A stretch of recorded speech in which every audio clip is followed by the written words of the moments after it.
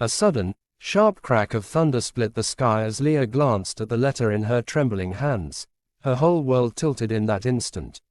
Leah had grown up in a small seaside town, where the gulls cried each morning and the ocean's salt clung to everything.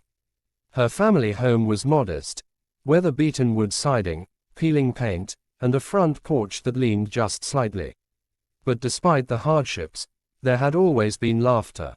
Her father's booming voice, her mother's soft lullabies, and Leah's own bold promise to herself, "One day I will be the anchor my family needs."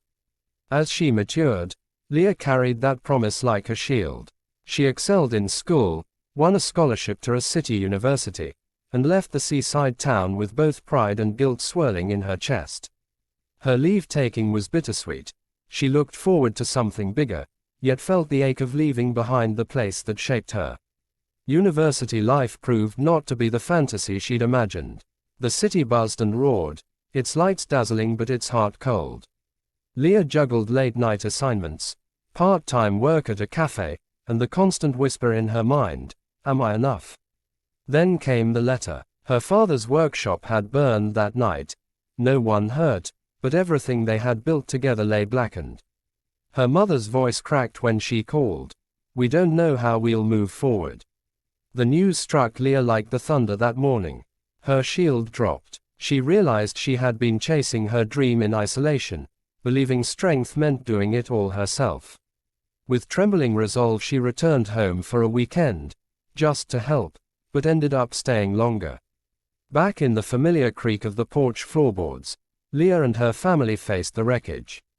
The losses were more than physical. The community's workshop had been the town's heart, and now that heart lay in ashes.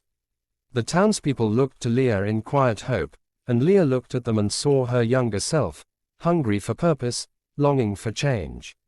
Leah knew she needed to rebuild, but rebuilding wouldn't come by her own hands alone. She assembled a small team. Her old friend Marcus, who ran the hardware store, the town's retired carpenter Mrs.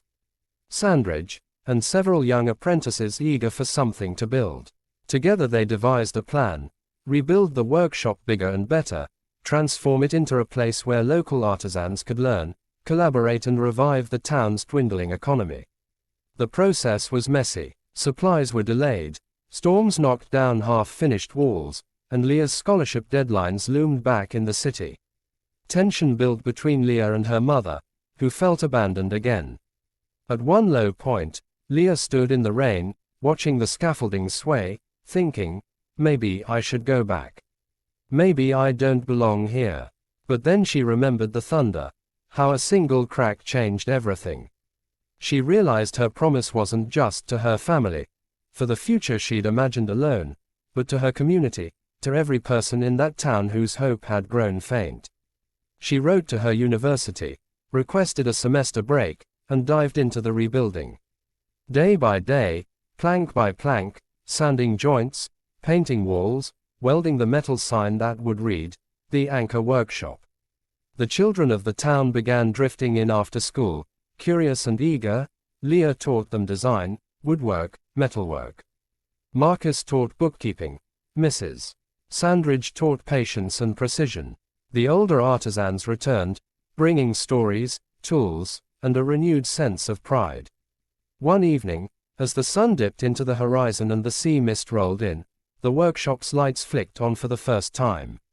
Leah's mother reached out, took her hand, and whispered, "You did what you said you'd do."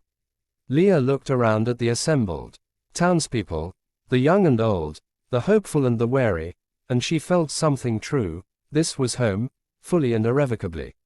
A year later, the Anchor Workshop had created dozens of handcrafted pieces, employed apprentices, and revived the town's reputation as a place of craft and community. Leah stood before a small crowd at the workshop's grand opening.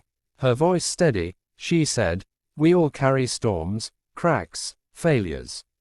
But when we step together, build together, our broken places become the foundations of something stronger."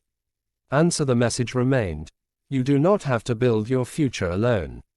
Strength is found in community. Purpose is born from service.